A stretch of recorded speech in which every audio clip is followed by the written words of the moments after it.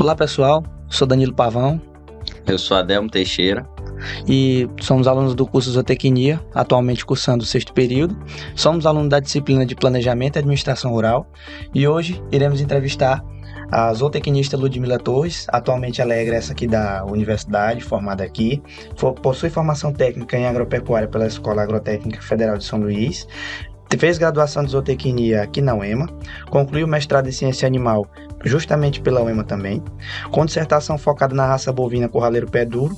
Atuou também como técnica de campo do Serviço Nacional de Aprendizagem Rural do Maranhão, o SENAR, com ênfase em bovinocultura de corte, realizando análises de índices técnicos e econômicos de sistemas produtivos. Como consultora credenciada pelo SEBRAE, por meio da empresa Viva Consulting Limitada, prestou assessoria especializada em produção animal, abrangendo bovinocultura de corte e leite, biotecnologia de bovinos, suinocultura, piscicultura, caprinocultura, ovinocultura, apicultura e meliponicultura. Atualmente exerce a docência na Faculdade Maurício de Nassau de São Luís, ministrando disciplinas como Sociologia e Extensão Rural, Zootecnia e Produção Animal, Aquicultura, Economia e Administração Rural, além de Extensão Universitária. Ludmila, desde já agradeço a sua disponibilidade por estar aqui para o nosso podcast, nessa nossa participação aqui no Agro e Prosa. Bom, como o Danilo falou, agradecer primeiramente você por ter tirado aí um pouco do seu tempo e estar aqui com a gente hoje, que vamos discutir hoje um tema muito importante, muito interessante, que é oportunidades para o zootecnista no gerenciamento de empresas rurais. Que hoje nós sabemos que a atuação do zootecnista ela vai muito além da parte técnica de produção animal. E hoje muitos profissionais têm assumido funções administrativas em propriedades rurais, mas esse caminho não é simples, porque o zootecnista como profissional, que ele tenta implementar ali métodos, novos aspectos em certas propriedades, é difícil convencer o produtor. E para você, quais são os principais desafios enfrentados pelo zootecnista na administração de uma propriedade rural? Bom, primeiro, bom dia, Eu quero agradecer pela oportunidade de vocês de ter me chamado para estar aqui. Eu me sinto muito honrada porque a gente vem da casa, Nós somos da UEMA e trazer algo, daquilo que a gente já viu um pouco dentro do campo para compartilhar é super interessante, Então, obrigada pela confiança.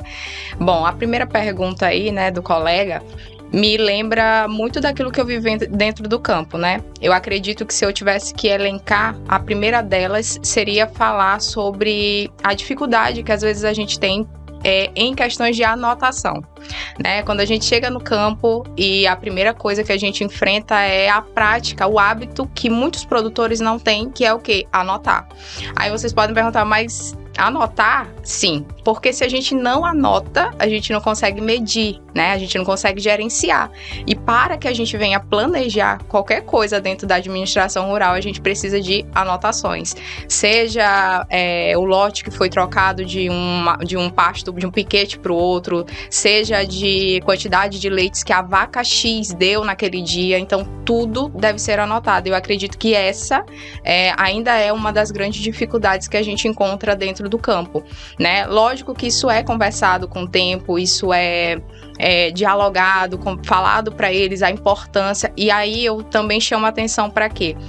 Trazer a importância para eles do porquê anotado, do porquê copiar tudo que acontece dentro, o animal que saiu, o animal que foi para descarte, o animal que adoeceu. Então, tudo isso a gente vai convencendo eles aos poucos. Sim, eu entendo.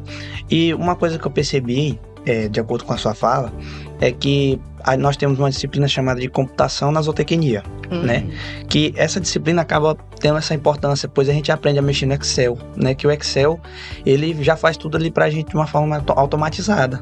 E isso ajuda muito a gente a fazer cálculo, por exemplo, fazenda de que mexe com cria. Tem que fazer como é que tá a questão da taxa de prenhez, taxa de concepção, tudo isso. Então, a gente tendo esse conhecimento, né? Ajuda muito o produtor na hora de ter esse controle na mão. Exatamente. Né? Aí a gente já vai para um segundo passo, né? Que eu também gosto muito de falar para os meus alunos, que é a gente tem que ter, eu chamo muito de comunicação rural. Qual é o nível de comunicação rural que a gente tem com os nossos produtores dentro do campo? E eu falo muito para eles o seguinte, a questão de implementar tecnologias, né? Como essa que você citou. Eu vou chegar e vou implementar essa tecnologia numa propriedade em que eu vejo, por exemplo, que o produtor, por exemplo, dificilmente dá um sal mineral para ele. Dificilmente ele vai pensar em computador, né, ou em Excel. Lógico que essa é uma das ferramentas que nós, como técnicos, devemos usar. Só que isso deve ser feito aos poucos, né, e aí é o que eu chamo da questão da comunicação rural. Eu chegar para ele e fazer a primeira coisa que a gente faz quando chega dentro de uma propriedade é o que a gente chama de diagnóstico, né, a gente chama de diagnóstico inicial. Então, eu olho para dentro da propriedade, eu vejo o nível técnico daquele produtor, porque algumas vezes a gente vai lidar com pessoas que sabem fazer cálculos, mas dificilmente sabem realmente anotar questões que venham servir para a questão de administração, para gerenciar. A tecnologia hoje, como você bem citou, ela é uma mão pra gente, né? Pra gente desenvolver algumas coisas, só que tudo deve ser implementado aos poucos, né? Como eu falei, se eu olho pra lá e ele não tem nem divisão de pastos, por exemplo, se ele ainda não entende qual é a importância de uma rotação de pastagem, do uso de sal mineral, de uso de um suplemento na seca, nas águas, então assim, a gente precisa realmente ir aos poucos para poder desenvolver coisas maiores futuramente. Isso é verdade, porque às vezes, como você falou do sal mineral, eu já vi muita propriedade, os produtores usando somente um tal de alho em pó, aqueles sal minerais que era uma briga. São em balde, rapaz. Aí eu fico me perguntando, como é que o produtor pensa que um alho em pó que é oferecido só por um vendedor é melhor que um sal mineral que está sendo recomendado por um zootecnista? É a falta de conhecimento, né, de muitos produtores que ainda tem hoje em dia. E é aquela questão também, porque, tipo, tem produtores, por mais que pequenos, né, eles sejam, tem alguns produtores que ainda vão atrás de buscar inovar, né, sempre estar por dentro de tecnologias que possam estar ali alavancando sua produção. Enquanto tem outros que, mesmo você mostrando para ele, mesmo com resultados, é difícil implementar ali na produção. Essa fala aí do sal, né, e do balde, e falando um pouco dessa vivência que a gente teve dentro de campo, os nossos produtores, não em sua maioria, volto a falar, mas alguns ainda acabam sendo levados por conversas de porta de fazenda. Eu estava dentro de uma propriedade, isso na época que eu era técnica de campo do Senar, e chega muito vendedor de outros estados, né? A gente percebe pelo sotaque. Eu estava nessa propriedade conversando com o meu produtor sobre algumas coisas que a gente deveria fazer ali, né, para melhorar e no manejo naquele momento, e de repente chegou duas pessoas falando que tinha um tal de, acho que era vermissal, não lembro agora necessariamente, né? E era num balde preto, né? E aí ele falava, posso apresentar meu produto? O produtor disse pode, né? A gente interrompeu a nossa conversa um pouco e ele foi falando o que fazia. Só faltou falar que fazia chover, né? No período de seca. E eu ouvindo aquilo, rapaz, esse negócio tá estranho. Aí a questão do conhecimento técnico, da expertise, da visão diferenciada que nós, futuros profissionais, vocês, futuros profissionais, tem que ter, né? Será que essa história é verdade? Vamos para onde? Vamos pro rótulo. Aí ele saiu, o que eu fiz naquele momento? Fui pro rótulo. Fui pro CNPJ. E aí, só um Google que eu dei rapidamente no CNPJ, aquele CNPJ não batia de jeito nenhum com o endereço que constava naquele balde, com as informações que estavam ali. Ou seja, dificilmente as informações nutricionais que estavam ali dentro naquele rótulo, naquele balde, de fato, eram verdade. Então, ou seja, o cara ia pagar aquele balde não é barato, ele ia pagar um balde cheio de coisas que a gente não tem nem noção do que realmente era, e se a gente fosse falar de verdade, o que funciona ali é só o balde mesmo, né? Só aquilo, mas o que tem dentro dele, muitas das vezes o produtor pode ser enganado. E aí, quando nós temos um técnico, um profissional dentro do campo, né, ali para auxiliar ele, imediatamente eu conversei com ele. Olha, doutor, vamos olhar bem aqui como é que tá. Não tem CNPJ, não bate a informação. Então, ele foi começando a abrir os olhos para entender que nem sempre aquilo que chega na porta dele e fala que faz milagres pro animal dele é verdade. E aí já começa a deixar ele um pouco mais não crítico, né? E é isso que a gente tem que fazer, é treiná-los para realmente andar com as próprias pernas futuramente. Isso é verdade. E então, esse é o papel do zootecnista, que é justamente abrir o olho dos produtores, né? E uma coisa que eu percebo também, rodando por aí pelo mercado, pelas fazendas que às vezes não tem como, né? Que às vezes estágio, essas coisas a gente acaba rodando um pouco. Tem produtor que mesmo o zootecnista, sendo um homem, né? Indo lá na propriedade dele, falando pra ele não acredita. Ele diz que aquilo ali, o que vale é a opinião dele, né? E uma pergunta que eu tenho para ti é justamente em relação ao preconceito de gênero dentro do meio rural. E que como esse preconceito impacta a atuação da mulher na gestão de empresas rurais. E como que tu conseguiu superar isso? Ótima pergunta. Eu sempre comento de algumas situações que eu vivi dentro de campo, né? A gente vive num mundo hoje que para a mulher é tudo muito complicado, né? E aí a gente precisa se sobressair. Então, assim, desde a época da minha graduação, na verdade, desde a época do técnico, né? Como eu comecei lá na antiga escola agrotécnica, hoje IFMA Campus Maracanã, então, assim, a gente já vem com contato de campo desde muito nova. E aí, quando de fato eu fui para o campo como profissional, eu já tinha talvez um perfil, né? Primeiro, um perfil de ter contato com o produtor, mas impor respeito, né? Nós, mulheres, precisamos impor respeito naquilo que a gente está fazendo e ir com muito conhecimento, porque a gente é cobrada 2 vezes, né? Eu chegava no campo, uma mulher nova, aí chegava para conversar com o produtor, que muitas das vezes era muito mais velho do que eu, que já estava naquele meio fazendo a mesma coisa que o pai dele, o avô dele fazia. Então eu tinha um embate às vezes muito grande de tentar implementar alguma tecnologia. Mas eu nunca sofri, por exemplo, já sofri preconceito, né? Eu lembro, eu vou citar outra situação que eu tive dentro de campo também. Eu lembro que nessa época eu trabalhava com piscicultura, próximo de Bacabal, não era exatamente em Bacabal. E eu sempre rodava junto com outro técnico da região, da secretaria mesmo de lá. Então a gente sempre estava junto porque ele me apresentava os produtores, os piscicultores daquela região. E eu lembro que a gente chegou numa propriedade de um senhor, acho que ele devia ter aproximadamente uns 60 anos, né? E durante a nossa conversa, que eu comecei a falar com ele, ele não olhava nos meus olhos. Eu dei a mão para cumprimentá-lo e ele não pegou na minha mão. Quando o meu amigo técnico de campo fez a mesma coisa, ele olhou nos olhos dele, ele respondeu, ele pegou na mão dele e todas as orientações que eu passei a dar, ele simplesmente olhava para o outro lado, ele voltava a conversar com o meu amigo e aí depois de um tempo eu comecei a perceber que o problema era porque eu era mulher.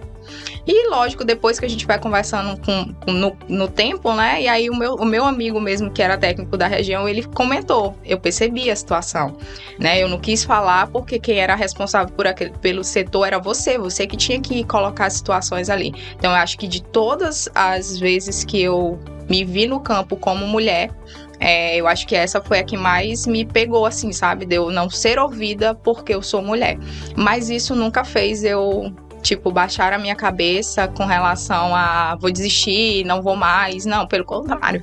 Eu estudava mais, eu pesquisava mais, eu ia em busca de mais informações.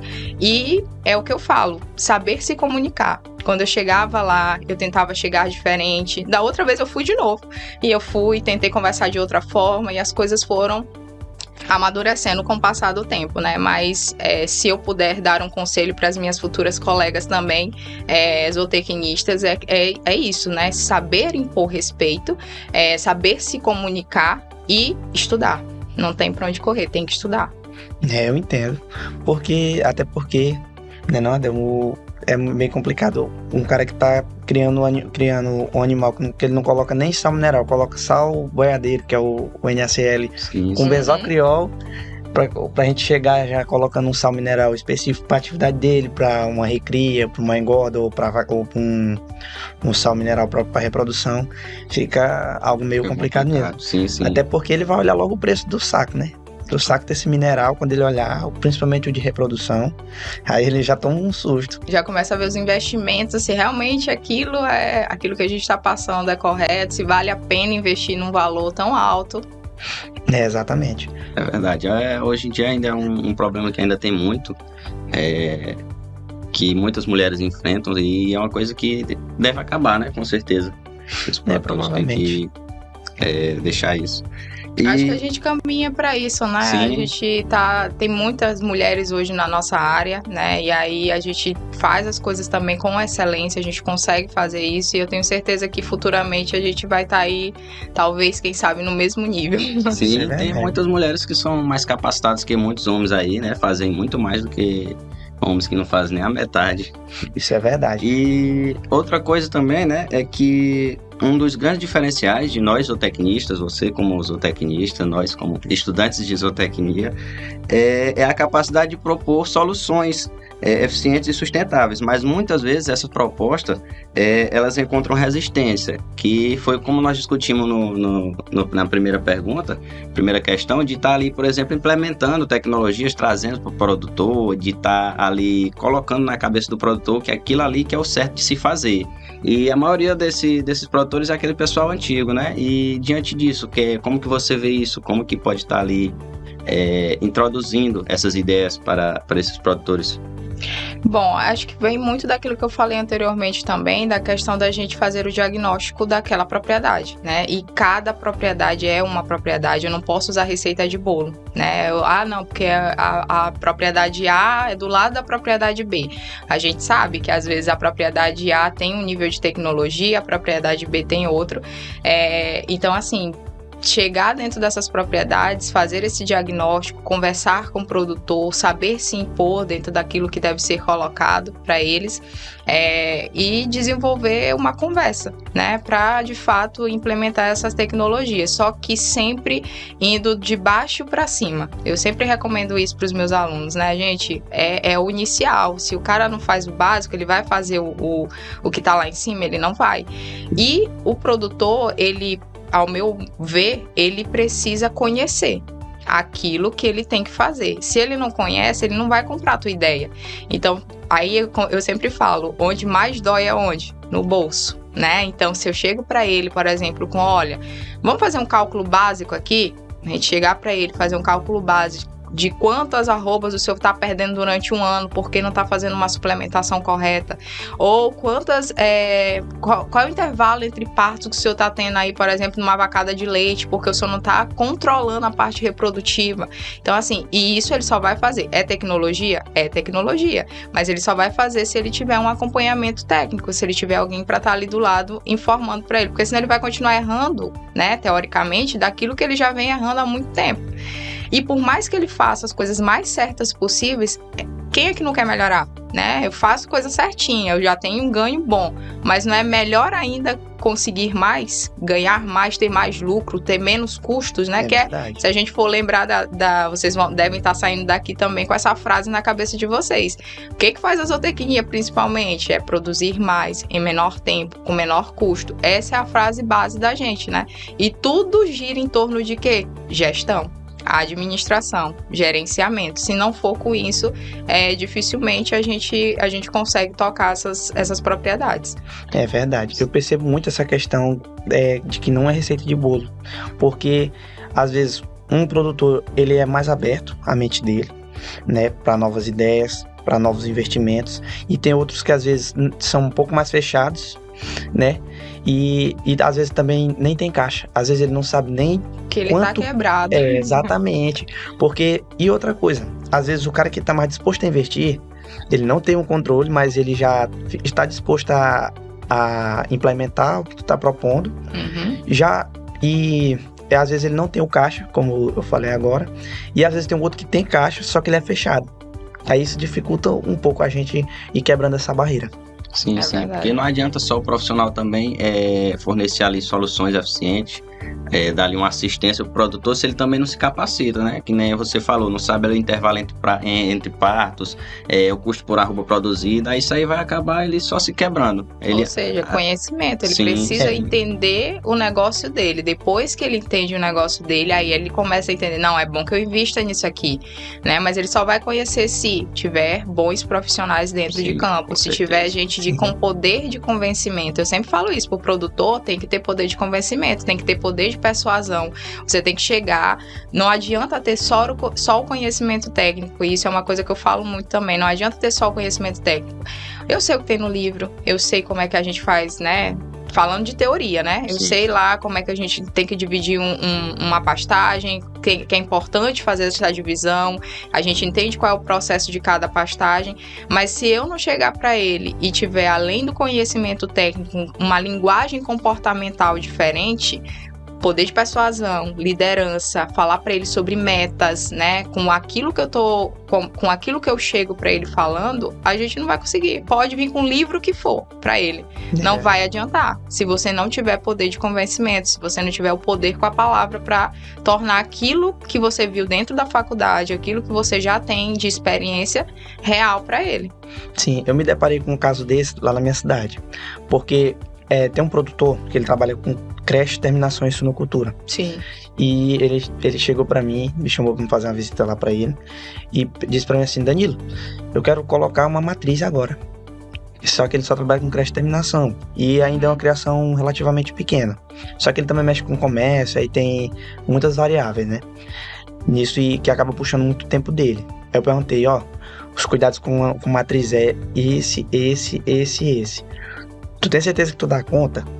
Aí quando eu disse pra ele os cuidados que tem, com nutrição, com o tempo que o cara tem que gastar as ali estando com ela, né? justamente. Nutricionais, então. Exatamente. E no último texto de gestação, a gente tem que estar tendo sanitário. Exatamente, e tem que ter uma atenção redobrada, porque se por acaso o parto é distóxico, né, aí tem que fazer aquela massagem, tem que ter todo um manejo diferenciado. Aí nisso ele decidiu dar uma brecada nesse avanço do projeto dele, né? Às vezes a gente tem que frear o produtor também, porque aí eles vão imaginando, não, eu quero... E isso já aconteceu também comigo dentro de campo. Não, eu quero ser o maior produtor da região. Ok, peraí. E aí que a gente é técnico, ele acha... Muitas das vezes alguns acham que a gente realmente vai fazer aquilo assim. E não é. Não, peraí, a gente vai ter que ir por partes. Se o senhor quer ser o maior produtor de leite da região, beleza. Mas se o senhor tem isso aqui dentro da propriedade, se o senhor tem pasto suficiente para isso, como é que o senhor vai fazer na seca? Como é que o senhor vai fazer na seca pra gente resolver essa situação? O senhor tem estrutura para resfriar esse leite, para distribuir esse leite, como é que vai ser? Então, assim, a gente tem que trazer pra realidade e puxando, não, vamos botar o pé no chão, que é pra poder realmente a gente desenvolver. Dá pra ser o maior produtor da região? Dá, mas o senhor vai ter que investir nisso, gestão. Aí a gente volta de novo pra administração. Sim. Isso é verdade. Agora, uma coisa que eu percebo aqui na faculdade é porque é o seguinte: a gente absorve o conhecimento de uma maneira, o conhecimento acadêmico. Só que quando a gente vai para um estágio, alguma coisa assim, o conhecimento já aparece de outra forma pra gente, né? Que às vezes fica um pouco complicado a gente assimilar. E uma pergunta que eu tenho para ti é em relação a isso: como foi para te assimilar o conhecimento na prática com o conhecimento acadêmico? E como foi isso na tua experiência de campo? Certo. Hoje eu costumo dizer também para os meninos, para os meus alunos, que se eu não tivesse tido essa parte prática, e aí eu oriento todo mundo que está ouvindo, vai ouvir aqui esse podcast, que é o quê? Vão para as práticas. A gente tem o conhecimento de livro, a gente lê artigo, a gente vê material, só que se eu não vou lá pro campo e entender como é que funciona isso na prática, esse é o nosso diferencial. E aí eu sempre falo, vai desde o primeiro período, sai daqui nas férias, não é tempo de descansar no primeiro período, vai pras férias, vai para estágio.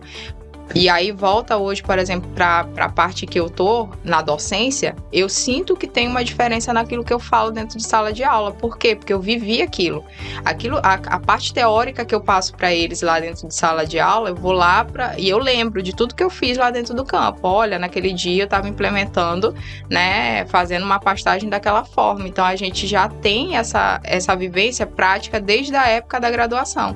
E traz essa bagagem justamente para chegar lá na teoria, né, entender e repassar para eles de uma forma muito mais clara, né? E aí para todo mundo que, por exemplo, não quero realmente ficar no campo. Beleza, mas vá para o campo se você quer, por exemplo, ir para a docência. Eu acho que faz diferença. Hoje, para mim, eu sinto isso, né? Não foi só livro, não foi só estudo, né? Teve as pesquisas, claro que teve, que aí a pesquisa é a base, né? A gente, na verdade, é o elo de ligação entre aquilo que a gente vê dentro da universidade para aquilo que está lá dentro do campo. Eu não vou chegar para o meu produtor e mostrar um artigo para ele. Eu vou lá e vou explicar aquele artigo para ele com a linguagem mais simples possível, para mostrar para ele que tem diferença. Então, nós, técnicos, nós, zootecnistas, somos esse elo de ligação, né? Então, assim, eu falo muito que a prática, ela tem que estar andando do lado do estudo, né, daquilo que a gente estuda muito, mas sem a prática para chegar, por exemplo, para o meio da docência mesmo, eu acho que fica difícil a gente até passar isso para os nossos alunos. Isso é verdade mesmo. Porque até porque quando o professor vai explicar, ele consegue passar aquilo com muito mais segurança e mais Exatamente. convicção. Isso faz toda a diferença para o aprendizado do aluno. E nós como alunos de zootecnia, nós vemos isso, né? A lida ali no campo, a vivência, a experiência é indispensável para a gente. E outra coisa, nós vemos que a modernização no campo, ela é inevitável, mas sempre fácil, né? E como o interior, em regiões com forte tradição, como o interior do Maranhão, ele implanta novas tecnologias, pode ser um verdadeiro desafio. E considerando esse cenário, quais são os principais desafios enfrentados pelo zootecnista ao implementar tecnologias inovadoras aqui no Maranhão? Bom, primeiro essa questão cultural, né, que a gente tem bastante, né, por isso que eu sempre falo, a gente começa do básico, vai para caderninho, anotando, aí depois a gente começa a mostrar para ele o Excel, tem um programa, tem software, e aí, mas o caminhar do nosso futuro é isso, é tecnologia, inteligência artificial, a gente está trabalhando com isso hoje, mostrar softwares que possam fazer de forma precisa, né, aquela suplementação ali dentro do coxo, né, que a gente chama hoje de nutrição de precisão. Então, assim, a gente ainda tem muitas barreiras, né, porque a gente precisa ensiná-los a fazer o básico, mas tem muitos órgãos hoje aqui também, já falo, por exemplo, Senar, Sebrae, que foram órgãos que eu passei, que eu tenho um carinho muito grande, que hoje implementam muito isso dentro de campo, né? Implementar essas tecnologias, por exemplo, gerenciais, que o Senar faz de forma muito clara, né? Incentiva eles a fazer isso. O Sebrae, que vem com a questão do empreendedorismo, né? Que aí mostra muito para eles, olha, a gente pode agregar valor nesse produto, vamos fazer um queijo diferente, né? Temperado. Então, assim, tudo isso caminha, de fato, para o futuro, né? Essas tecnologias que a gente implementa. Nós ainda temos barreiras, mas eu acredito muito que a nossa comunicação, nosso preparo dentro das universidades, né? Campo, a gente consegue superar essas barreiras, sim. Eu entendo. Agora, uma coisa que a gente pode analisar aqui no mercado, aqui no Maranhão, é que pode haver portas para o zootecnista, tanto o recém-formado ou até mesmo que já está consolidado no mercado, empreender. Então, eu queria saber qual seria uma área promissora para o zootecnista investir, para ele empreender no agronegócio maranhense, e se tem um espaço para ele, pela sua visão. Espaço tem. Eu acredito muito que tem espaço para todo mundo que é bem preparado, né? E aí eu não vou tirar a questão do estudem, né? Vamos estudar, vamos ler, vamos nos preparar. Mas aí quando a gente fala, por exemplo, eu acho que o grande lance hoje para quem sai da faculdade e diz, não, eu não vou ficar, por exemplo, na docência, né? Eu vou seguir mesmo no campo. Hoje, ser consultor técnico, eu acho que é um grande lance para o empreendedorismo, tá? Não, eu vou abrir a minha empresa e vou ser consultor técnico. Vou chegar, que foi o que eu fiz, né, também quando eu saí aqui da faculdade, né?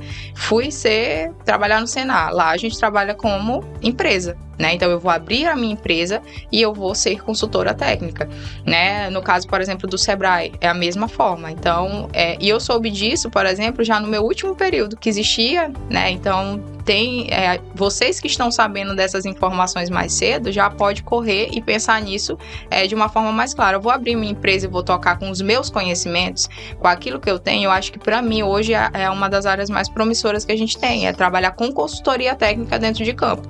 Se você tem um diferencial que é levar informação e conhecimento de forma correta, trazer esse empreendedorismo para dentro da propriedade rural, porque eu sempre falo, a empresa rural, a propriedade rural, ela deve ser vista como uma empresa. Se você vem para ser esse gerente ou para ser esse consultor técnico dentro dessa empresa, você consegue fazer aquela empresa expandir, né? Então, eu optaria e chutaria ser consultor técnico, né, dentro fora dessas 4 paredes. Sim, e para finalizar, aqui, rápido. Que conselho você dá para os estudantes de zootecnia que pretendem atuar nessa área de gestão rural? Bom, como eu já falei também, estudem, né? A gente precisa estudar para de fato não entrar errado naquilo que a gente está propondo para os nossos produtores no campo, e façam estágios, né? Busquem prática durante esses períodos de férias, não pode ficar parado. Por quê? Não esperem da faculdade. Vão em busca vocês mesmos, conversem, façam network nesses dias de campo que tem aí, palestras que vem algum palestrante para fazer alguma palestra na própria universidade, vão lá, sejam cara de pau. Oi, tudo bem? Bom dia, eu sou estudante de zootecnia, eu queria saber como é que funciona para a gente ter um estágio lá na sua propriedade, não entendo muito disso, sejam sinceros, não entendo muito disso, mas tenho interesse em aprender, demonstrem interesse. Então, assim, se a gente for botar no papel, estudar, realmente ir atrás, né? Não esperar da faculdade, realmente fazer esse network e nesses dias que a gente vai aí para aprender um pouco mais. Exatamente, a gente tem que furar a bolha. Então, pessoal, foi isso, né? Nossa participação aqui dos alunos de zootecnia. E muito obrigado, Ludmila, mais uma vez. Obrigado. Viu? E foi isso, mais um episódio do Agro e Prosa.